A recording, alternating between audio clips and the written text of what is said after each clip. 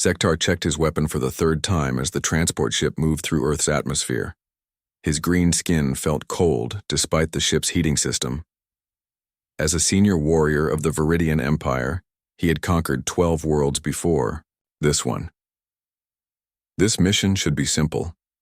The intelligence report said the creatures on this planet were weak and stupid. The blue and green world looked peaceful from space. White clouds moved slowly across the surface. Zektar's commander had told him this would be easy work. Show the humans their superior weapons, destroy a few buildings, and the planet would surrender. Then they could start mining operations and set up colonies. Zektar's unit had 25 of the Empire's best soldiers. Each warrior wore advanced armor that could stop any primitive weapon. Their plasma rifles could burn through solid metal in seconds. 3 hover tanks provided heavy support. The humans had never seen technology like this. The transport ship landed in an open field near a human city called Denver. Zektar stepped onto the alien soil and breathed the strange air. It tasted different from his homeworld, but his suit filtered out any dangerous chemicals. The gravity felt lighter than normal, making him feel stronger. In the distance, tall buildings reached toward the sky. Smoke rose from several locations where human vehicles moved along black roads. Everything looked primitive compared to Viridian cities. No floating structures or energy shields, no advanced transportation systems, just crude concrete and metal constructions. Lieutenant Colonel Jake Morrison watched the alien ship through his binoculars. He had been a soldier for 20 years and had never seen anything like this. The ship was twice the size of any aircraft he knew, and it made no sound as it landed. Strange creatures in bright armor walked down a ramp carrying weapons that glowed with internal light. Morrison spoke into his radio. "All units, this is command. We have confirmed alien contact. Repeat, we have aliens on the ground. They appear hostile. Implement Defense Plan Alpha immediately." The alien soldiers formed a line and began walking toward the city. Their leader, a tall creature with 4 arms, pointed at different buildings. Morrison could see they were planning something. He had 300 soldiers under his command, plus whatever help the civilians could provide. Zektar observed the human settlement through his helmet's scanning system. The structures were simple but functional. Heat signatures showed thousands of life forms moving inside the buildings. Some appeared to be gathering in large groups. Others were moving toward the edges of the city. Commander Zektar, his second-in-command, spoke through the communication system. "Should we begin the demonstration?" Zektar nodded. "Target the tallest structure. 1 plasma burst should be sufficient to show them our power."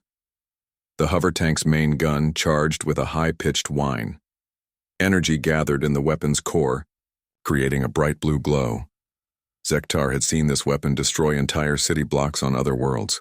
The humans would see their building disappear and immediately surrender. The plasma bolt struck the building's center. Concrete and metal vaporized instantly, creating a hole 50 feet wide. Smoke and fire poured from the wound in the structure. Zektar waited for the surrender signals to begin. Instead, he heard explosions. Morrison watched the alien weapon destroy the office building and felt his heart racing. Hundreds of people had been inside that structure, but there was no time to think about casualties. The aliens had just declared war on humanity. All units engage the enemy. I repeat, engage the enemy. Use everything we have. The first rockets came from buildings 3 blocks away. Morrison's soldiers had positioned shoulder-fired missiles in windows and on rooftops. The weapons were old, but reliable. 6 rockets struck the alien tank from different directions. Zektar watched in shock as the primitive missiles damaged his hover tank's shields. The weapons should have bounced off harmlessly. Instead, warning lights flashed on his helmet display. The tank's armor was holding, but the shields were weakening. "Impossible," he whispered. "Their weapons are too primitive to hurt our equipment." More explosions followed. The humans were attacking from multiple directions using weapons Zektar had never seen before. Some fired metal projectiles at incredible speeds. Others launched explosive devices that created clouds of deadly fragments. Sergeant Lisa Carter led her team through the underground tunnels beneath the city. She had worked in construction before joining the army and knew every pipe, cable, and maintenance passage in this area. Her team carried mining explosives borrowed from a nearby construction site. "Remember," she told her soldiers, "we don't need to destroy their machines. We just need to flip them over or damage their legs. Then, they become targets instead of weapons." Carter's team emerged from a storm drain directly beneath one of the alien hover tanks. The machine floated 3 feet above the ground, held up by some kind of energy field. She placed the mining charges around the energy generators and set the timer for 30 seconds. The explosion lifted the hover tank 15 feet into the air before dropping it upside down. The alien crew inside were trapped, and the main gun pointed uselessly at the sky. Carter smiled as she heard human cheers from the surrounding buildings. Zektar realized the battle was going wrong. His forces were taking damage from weapons that shouldn't be able to hurt them. Worse, the humans were not fighting like any species he had encountered before. They didn't retreat when his soldiers advanced. They didn't panic when their positions were destroyed. Instead, they adapted. When his plasma rifles proved too slow to target fast-moving humans, the enemies began using mirrors and reflective surfaces to confuse his soldiers' targeting systems. When his armor proved resistant to small arms fire, they started targeting weak points with precision shots. "Commander," his weapons specialist reported, "we have lost 2 hover tanks and 7 soldiers. The humans are using advanced tactics." Advanced tactics. Zektar almost laughed at the absurdity. These creatures were using construction equipment and primitive explosives, but they were outfighting his elite soldiers. How was this possible? Morrison coordinated the battle from his command post in the city's emergency bunker. Reports came in from all sectors. The aliens were tough, and their weapons were devastating, but they could be hurt. More importantly, they could be confused. "Sir?" his communications officer reported. "The aliens are trying to retreat to their ship." Morrison studied the tactical display. The aliens had lost half their ground forces and all their heavy weapons. Now they wanted to escape and probably call for reinforcements. "Negative," Morrison replied. "Don't let them reach that ship. If they report back to their leaders, we'll face a full invasion. This ends here." Danny Walsh crawled through the tall grass toward the alien transport ship. He carried a backpack full of explosives and a radio detonator. If he could damage the ship's engines, the aliens would be stranded on Earth. The ship looked even more impressive up close. Smooth metal surfaces reflected sunlight like mirrors. No visible weapons or defensive systems, but Walsh knew that didn't mean the ship was helpless. He placed his charges around what looked like engine intakes and retreated to a safe distance. The explosion tore through the ship's rear section. Strange fluids leaked from broken pipes and internal lights flickered and died. The ship settled to the ground with a grinding noise that sounded almost like a scream. Zektar heard his transport ship die and knew he was trapped on this hostile world. His remaining soldiers gathered around him, their weapons ready, but their confidence broken. In 6 hours of fighting, these primitive humans had destroyed an elite Viridian strike force. "Commander," one of his soldiers asked, "what are your orders?" Zektar looked at the burning city around them. Human shapes moved through the smoke, hunting his soldiers with deadly efficiency. These were not the weak, frightened creatures described in the intelligence reports. These were predators. "We fight," he said quietly. "We fight until rescue arrives and we learn everything we can about these humans. Because when I report back to the Empire, they need to know the truth." The truth was terrifying. Humanity was not a species to be conquered easily. They were something far more dangerous than anyone had imagined. 3 months had passed since the disaster at Denver. Zektar stood in the control room of Station Alpha, the Viridian Empire's new base on Earth's moon. His promotion to senior commander came with the bitter knowledge that he was one of the few survivors who truly understood what humans were capable of. The moon base was supposed to be safe. No primitive species had ever reached their own moon, let alone attacked targets there. Station Alpha had energy shields, plasma cannons, and a garrison of 500 elite soldiers.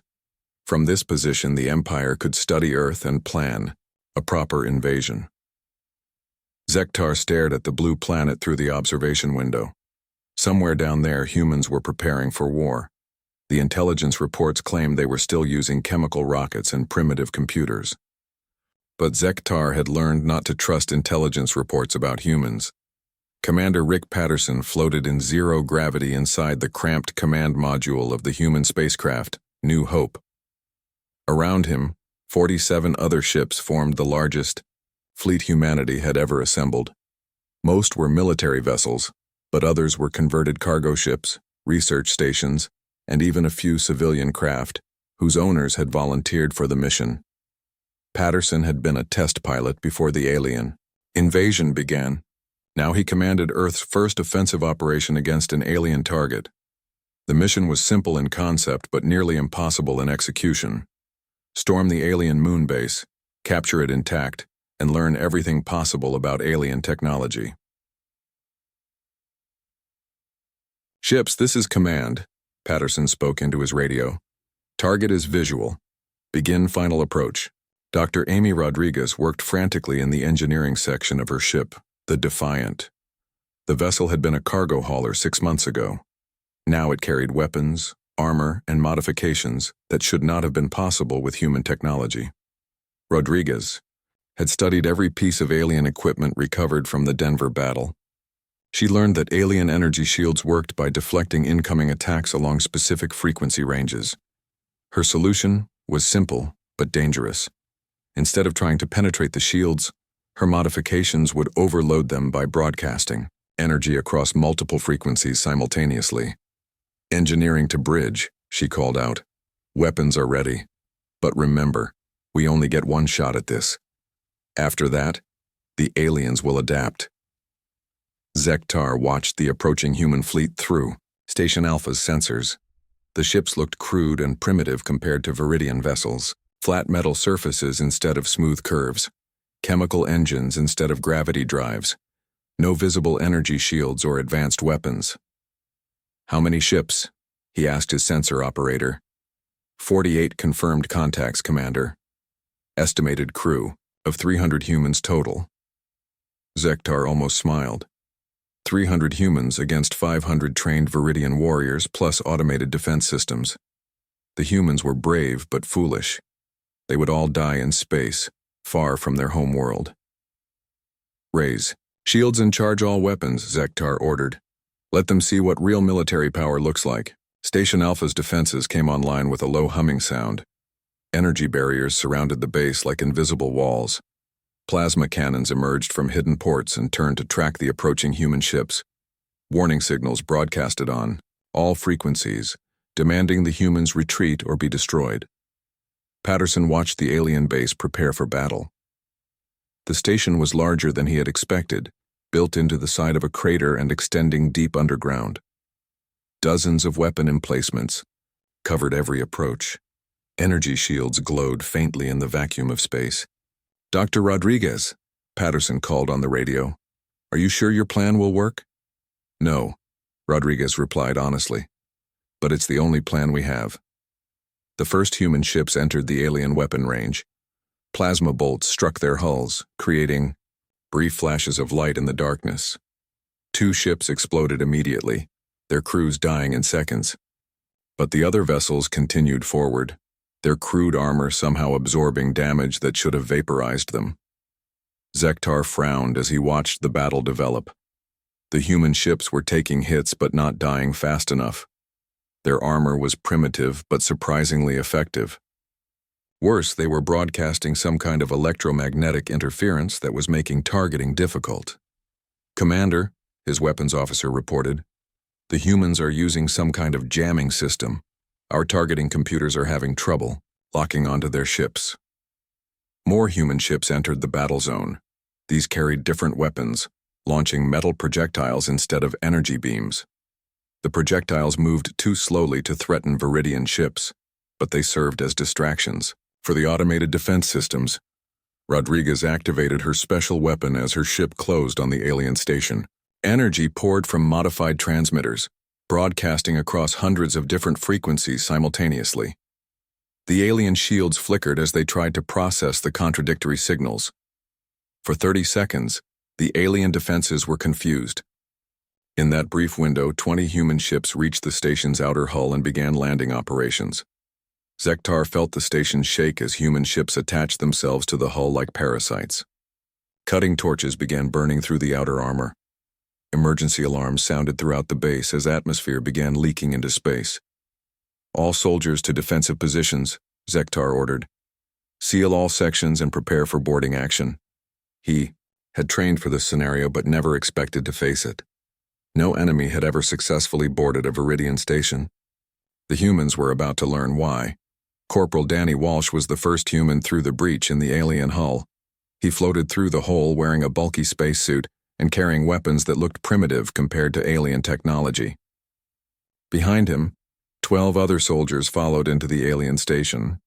The interior was different from human construction. Curved walls instead of straight lines, soft lighting instead of harsh fluorescence. Everything was built for creatures taller and stronger than humans. "Contacts ahead," Walsh whispered into his radio. 4 aliens, armed with plasma weapons. The aliens opened fire immediately.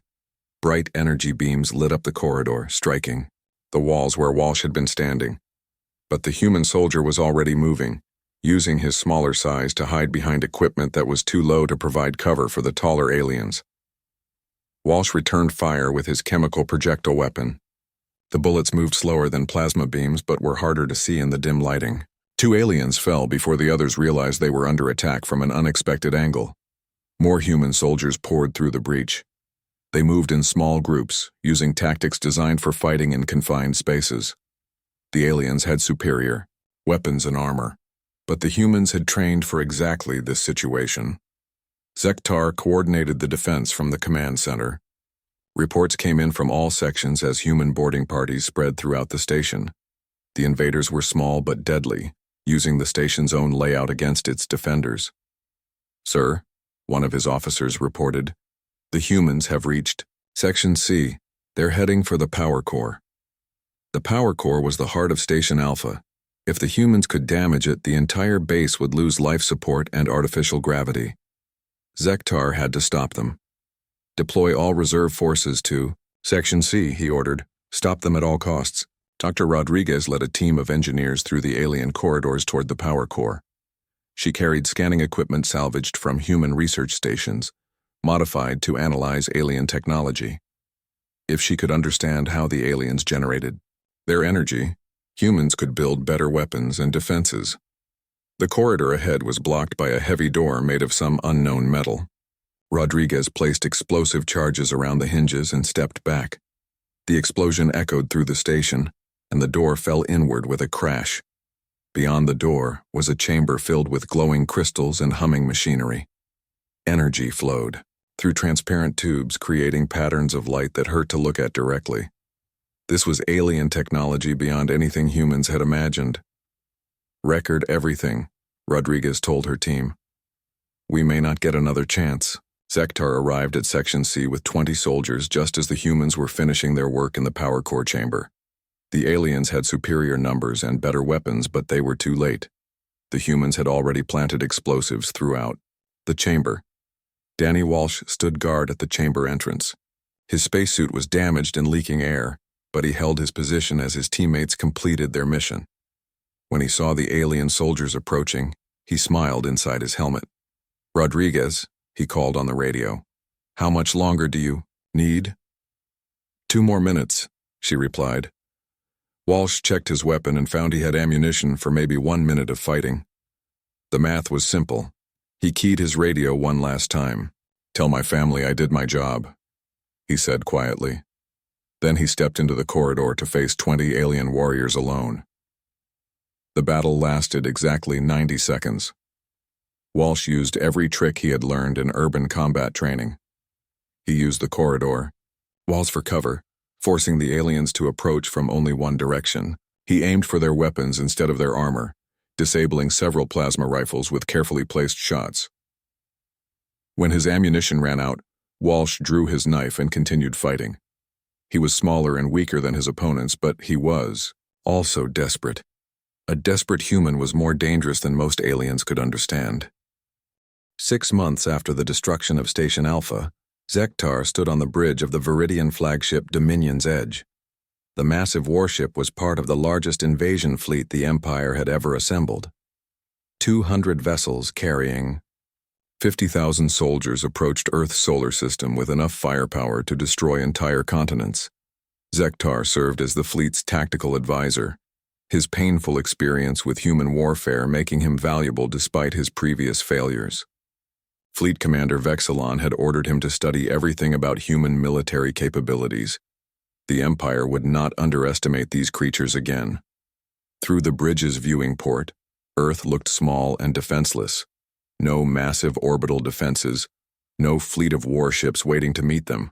Intelligence reports suggested the humans had less than 30 combat-capable vessels, all built from salvaged alien technology and human desperation. Commander Zektar, Fleet Commander Vexilon, spoke without turning from the tactical display. "What can we expect from the human defense fleet?" Zektar studied the sensor readings showing the approaching human ships. They were scattered across the solar system in small groups, using asteroids and planets for cover. Their formation made no tactical sense according to Viridian military doctrine. "Sir," Zektar replied carefully, "I recommend extreme caution. Human tactics are unlike anything in our military databases." Captain Maria Santos floated in the command center of her flagship Vengeance, a vessel built from the hull of an old cargo ship and the weapon system salvaged from the destroyed moon base. Around her, displays showed the positions of the massive alien invasion fleet. Santos had been a Navy pilot before the invasion began. She had lost her family in the first alien attacks and her home city in the second wave. Now she commanded humanity's entire space fleet, 32 ships against 200 alien warships.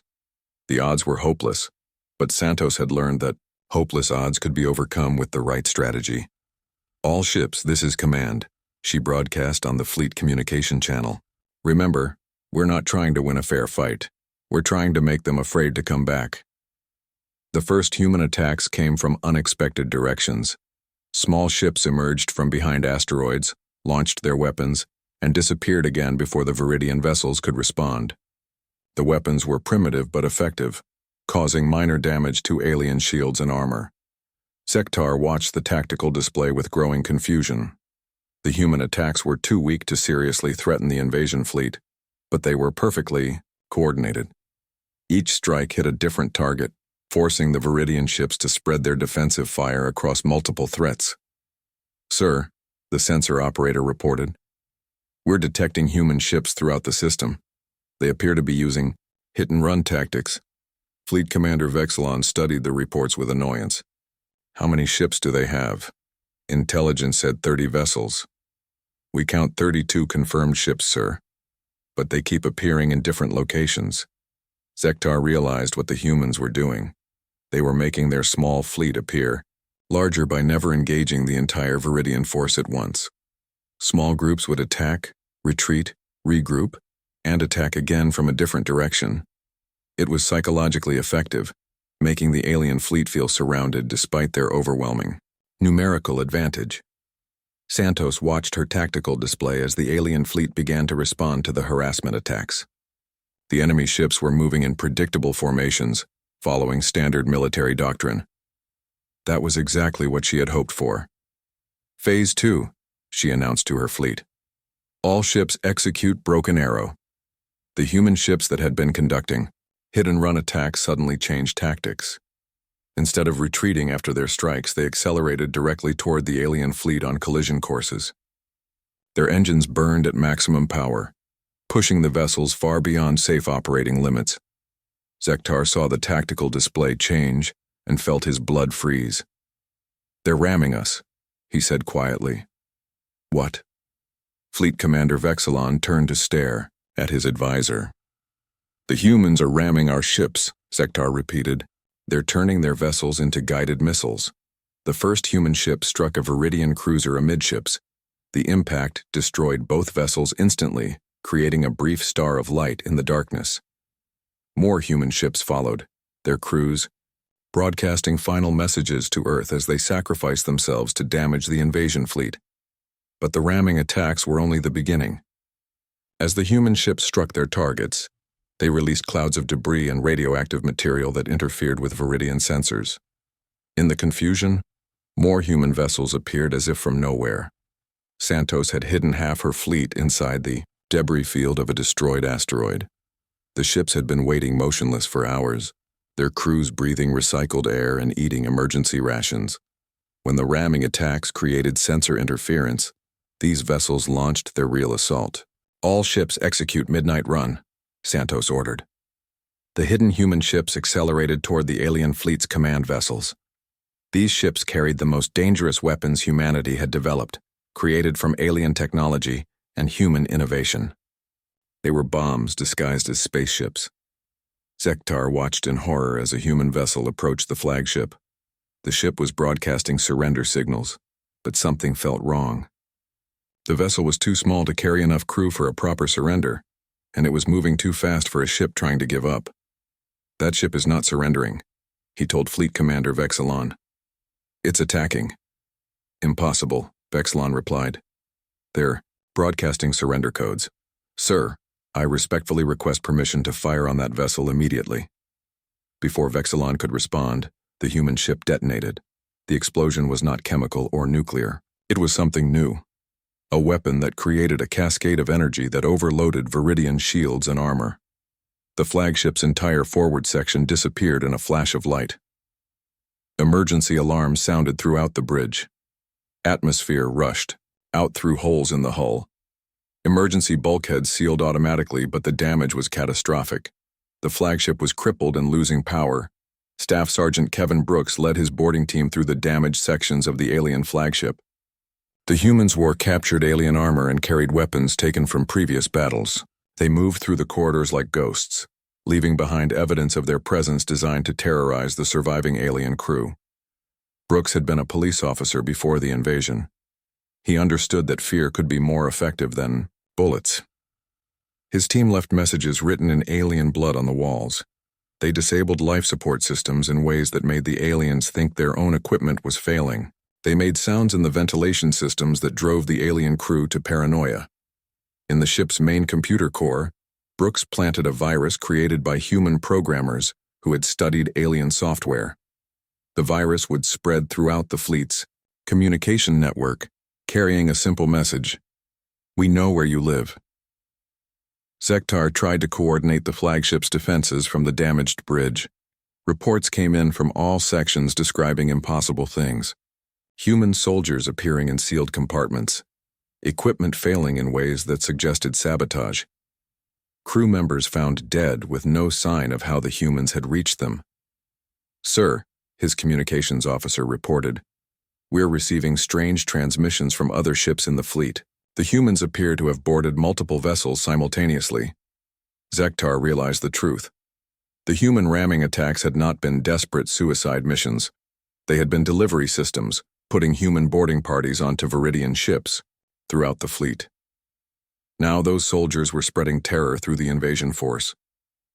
Santos watched the tactical display as alien ships began to break formation. Some vessels were reporting system failures. Others had gone silent completely. The massive invasion fleet was falling apart from within. "All remaining ships," she broadcast, "execute final storm." The last human vessels emerged from their hiding places throughout the solar system. These ships carried the most dangerous cargo of all, biological weapons created from the alien pathogens that had been used against Earth months earlier. But human scientists had modified the diseases, making them target alien physiology instead of human. The biological weapons were not deployed. Instead, they were used as psychological weapons. Human ships broadcast detailed descriptions of what the diseases would do to alien crew members. They explained how quickly the pathogens would spread through ship ventilation systems. They described the symptoms in graphic detail. The effect on the alien fleet was immediate. Ships began quarantine procedures. Crew members refused to report for duty. Some vessels broke off from the fleet entirely and retreated toward the edge of the solar system. Fleet Commander Vexilon tried to restore order, but his authority was breaking down. Too many ships were reporting critical failures. Too many crew members were in medical isolation. The invasion fleet was becoming a collection of individual vessels trying to survive, rather than a coordinated military force. Zektar watched the fleet fall apart and understood what the humans had accomplished. They had not defeated the invasion through superior firepower or numbers. They had won by making the cost of victory too high to accept. Every human ship that rammed an alien vessel sent a message. 2 months after the failed invasion, Zektar worked in a secure facility on the Viridian homeworld. His new assignment was intelligence analysis, a position given to officers who had suffered too much combat trauma to return to active duty. His job was to monitor long-range communications and study reports from the human conflict zone. The Viridian Empire had decided to try a different approach to the human problem. If military force could not conquer them, perhaps biological warfare could eliminate them quietly. The Empire's best scientists had developed a pathogen specifically designed to target human physiology. It would spread through their atmosphere and water supply, killing the entire species within weeks. Zektar read the mission reports with growing unease. The biological weapon had been deployed on Earth 3 weeks ago using automated delivery systems. Initial readings suggested the pathogen was spreading as planned. Soon the human problem would be solved permanently. But something was wrong. Human radio transmissions had not stopped. If anything, they had increased in both volume and complexity. The humans should be dying by now, not building new communication networks. Dr. Helen Parker stood in the emergency command center deep beneath what used to be Chicago. Around her, scientists and engineers worked frantically at computer terminals, analyzing data from research stations across the planet. The alien biological weapon had indeed been deployed as planned, but humanity was not dying. Parker had been a biochemist before the invasion began. She specialized in infectious diseases and had spent her career studying how pathogens evolved and spread. When the alien weapon appeared in Earth's atmosphere, she immediately began working to understand how it functioned. The pathogen was sophisticated beyond anything humans had ever encountered. It targeted specific proteins found only in human cells, causing rapid organ failure followed by death. Under normal circumstances, it would have wiped out the entire human population within a month. But Parker had discovered something the aliens did not expect. The pathogen could be modified. "Status report," Parker called out to her team. Dr. Ben Taylor looked up from his workstation. "We've successfully isolated the targeting mechanism. The pathogen uses a protein key to identify human cells. If we can modify that key, we can redirect the weapon." "How long until we have a working prototype?" 12 hours, maybe less. Parker nodded. 12 hours to turn an alien weapon of mass destruction into humanity's greatest advantage. It seemed impossible, but impossible had become routine for the human species. Zektar received the first disturbing reports from the monitoring stations near Earth. Human ships were approaching Viridian outposts throughout the local galaxy. The vessels were small and appeared to be unarmed, but their presence made no sense. If the biological weapon was working, there should be no humans left alive to pilot spacecraft. "Sir," his assistant reported, "we're receiving a transmission. From Outpost 7, they report a human vessel has docked with their station." "Docked?" Zektar asked. "Did they request permission?" "No, sir. The ship simply attached itself to the docking bay. The crew is requesting to speak with the station commander." Zektar felt the familiar chill of dread that came with any news involving humans. "What do they want?" "They say they have a gift for us." Sergeant Paul Mitchell walked through the corridors of the Viridian outpost, wearing a standard human spacesuit and carrying a small metal container. The alien crew members he encountered backed away nervously, their weapons drawn but not aimed directly at him. They were clearly confused by his presence. Mitchell had volunteered for this mission knowing it was probably a one-way trip. His job was simple: deliver the package to the station commander and make sure the message was understood. The contents of the container would speak for themselves. The station commander was a tall, thin alien with pale blue skin and 4 arms. Like all Viridians, he carried himself with the arrogance of a superior species. That arrogance was about to receive a significant adjustment. "I am Commander Veltar," the alien said through a translation device. Explain your presence here immediately. Mitchell smiled inside his helmet. I'm here to deliver a gift from the people of Earth. We want to thank you for the biological weapon you sent us. Thank us? Veltar looked confused. Your species should be extinct by now. About that, Mitchell replied, setting the container on the commander's desk. We made some improvements to your design. The container held a sample of the modified pathogen along with detailed technical specifications explaining how it worked. The alien weapon that was supposed to kill humans had been reverse-engineered and redesigned to target Viridian physiology instead. The modified version was more efficient than the original, spreading faster and killing more effectively. This is what your pathogen does to human cells, Mitchell explained, activating a display screen on the container. And this is what our version does to your cells. Notice the improved infection rate and reduced survival time. Commander Veltar stared at the display in horror. The modified pathogen was not just deadly to Viridians. It was specifically designed to cause maximum suffering before death. The humans had not simply reversed the weapon's targeting. They had made it crueler. Why are you showing me this? Veltar asked. Because we want you to understand what we could do, Mitchell replied.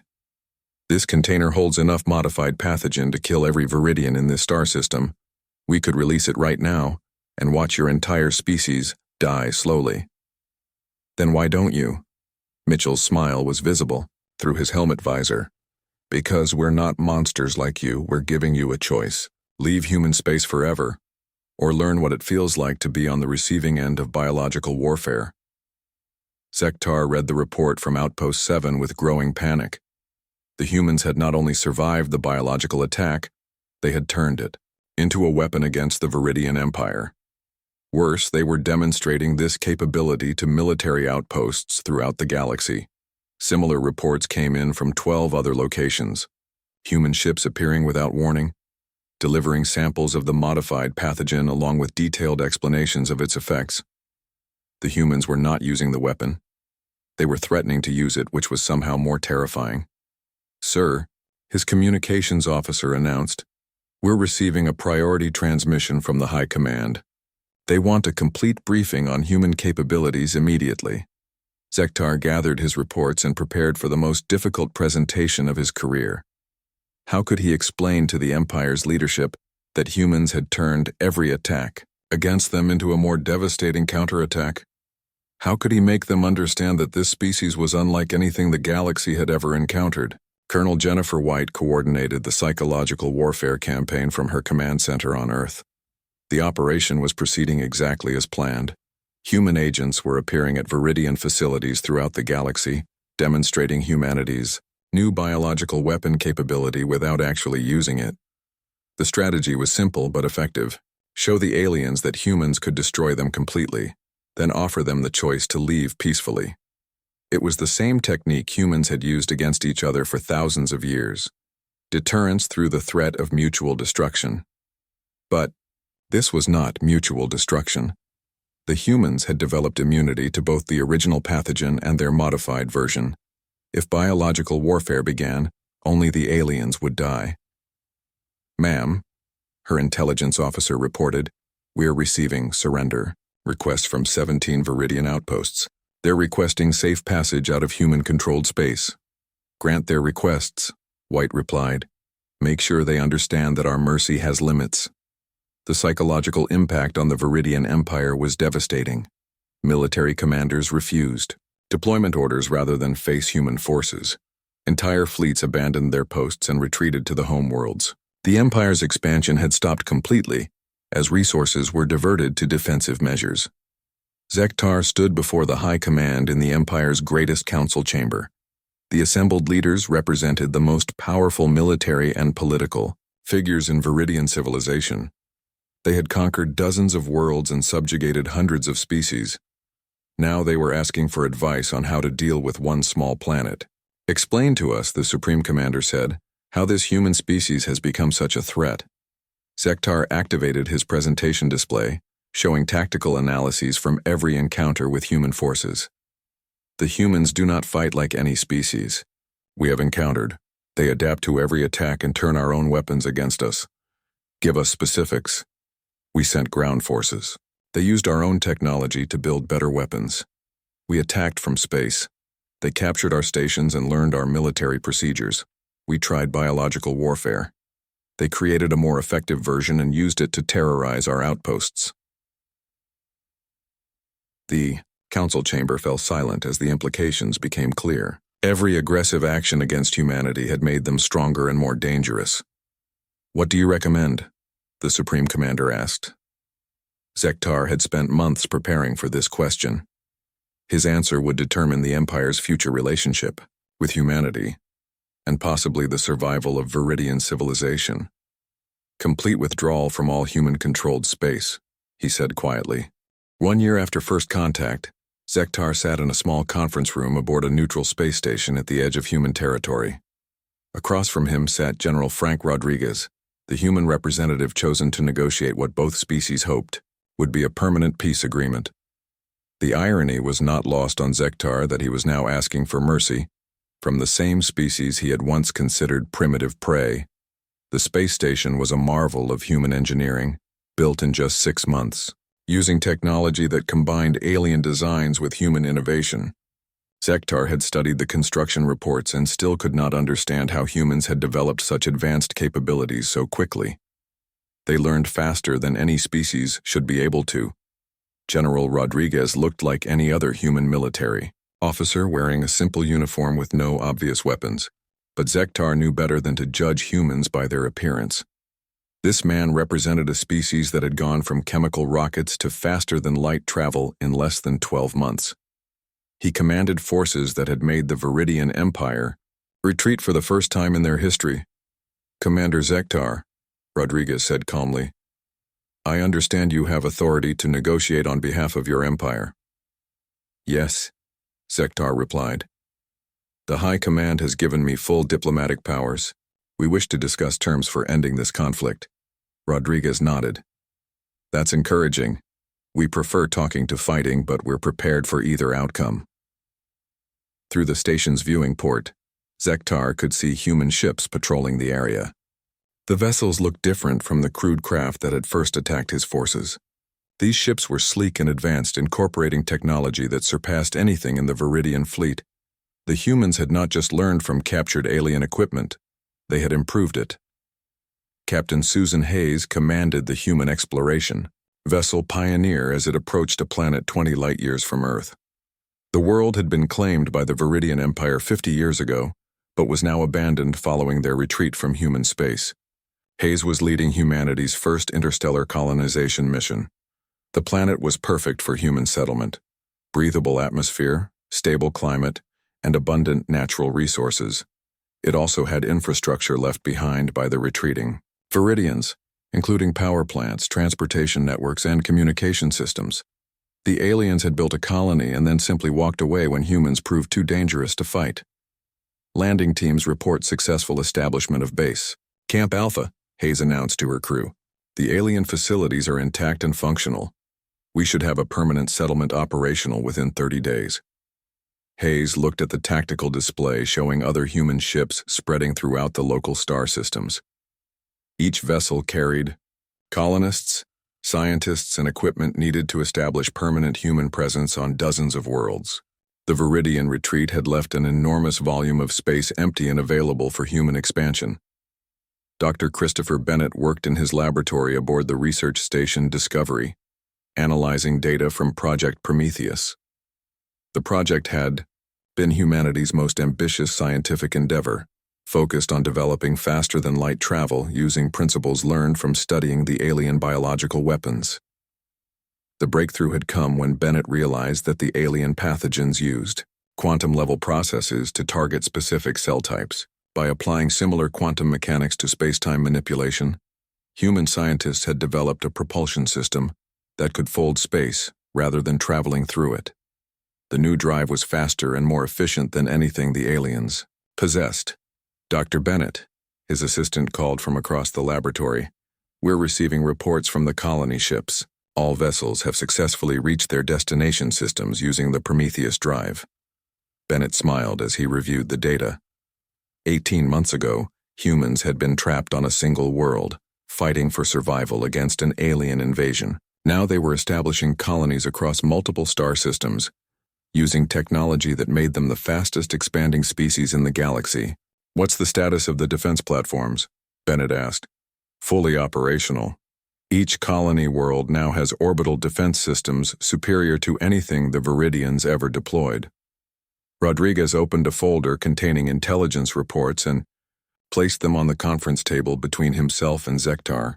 The alien commander looked at the documents with obvious nervousness. "Before we discuss peace terms," Rodriguez said, "I want to make sure you understand humanity's current capabilities. We don't want any misunderstandings about what we can and cannot do." Zektar studied the reports and felt his confidence disappear entirely. The documents detailed human military strength that exceeded the Viridian Empire's capabilities in every category: faster ships, better weapons, more advanced defensive systems, and most terrifying of all, a rapidly expanding population spreading across dozens of star systems.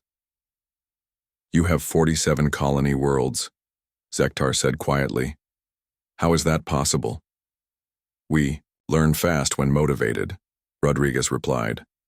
"Your species taught us that the universe is not a safe place. We decided to make sure we could never be trapped on a single world again." The intelligence reports showed human industrial capacity that defied all projections. They were building ships, weapons, and infrastructure at a rate that suggested their entire civilization had been converted into a military-industrial complex. But unlike other warlike species, humans were also advancing their science and technology at the same incredible pace. "This is impossible," Zektar said, pointing at a report about human research facilities. "No species can develop this quickly." "You keep saying that," Rodriguez replied with a slight smile. "But you've been wrong about what humans can do since the day you first landed on Earth." Zektar realized the truth with dawning horror. The human expansion was not random or desperate. It was carefully planned and strategically executed. They were not just surviving or defending themselves. They were positioning themselves to become the dominant species in the local galaxy. Rodriguez activated a holographic display showing the current political situation in their region of space. Human territory now encompassed a sphere 50 light-years in diameter, with colonies, research stations, and military bases on over 100 worlds. The Viridian Empire's territory looked small and vulnerable by comparison. "We don't want to be your enemies," Rodriguez said calmly. "But we also won't allow anyone to threaten our people again. These are the terms we're prepared to offer." The peace treaty was simpler than Zektar had expected. Human space would be completely off limits to Viridian ships. No military vessels, no research expeditions, no contact of any kind without specific permission from human authorities. In exchange, humans would not expand into current Viridian territory and would not deploy their biological weapons against alien populations.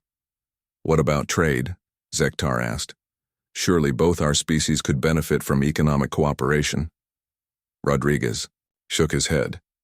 "We're not interested in trade relationships. We have everything we need, and we prefer to develop our own technology rather than depend on others." Zektar understood the message. Humans did not want to be part of a galactic community. They wanted to be left alone to expand and develop without interference. Any attempt to change that arrangement would result in consequences that no alien species wanted to face. "There is one additional term," Rodriguez continued. "We want you to carry a message to every other intelligent species in the galaxy." "Yumiath. Message?" "Earth and all human colonies are under permanent protection. Any attack against human civilians or military personnel will result in immediate and total retaliation. We will not limit our response to military targets."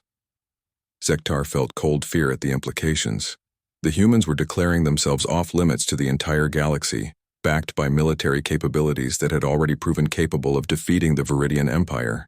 "You're threatening every species in known space," Zektar said. "We're making a promise," Rodriguez corrected. "Leave us alone and we'll leave you alone. Attack us, and we'll show you why that was a mistake." As Zektar prepared to sign the peace agreement, he reflected on how completely the situation had changed. 1 year ago, humans had been a primitive species facing extinction. Now they were the most dangerous civilization in the galaxy, expanding across dozens of star systems and developing technology that surpassed anything their neighbors possessed. The most terrifying aspect was that humans had accomplished all of this while defending themselves. They had never been the aggressors in any conflict. Every advancement, every expansion, every new weapon had been developed in response to alien attacks. The galaxy had created its own nightmare by trying to destroy humanity. Rodriguez handed Sektar a copy of the signed peace treaty, along with a data crystal containing detailed information about human military capabilities. The crystal was meant to be shared with other alien governments as a warning about what would happen if they chose to threaten human space. One final question, Sektar said as the meeting concluded. What will humans do now? Will you continue expanding? Rodriguez considered the question carefully. We'll do what we've always done. We'll survive, adapt, and prepare for whatever challenges come next. The universe has taught us that peace is temporary and safety is an illusion. We won't make the mistake of being unprepared again.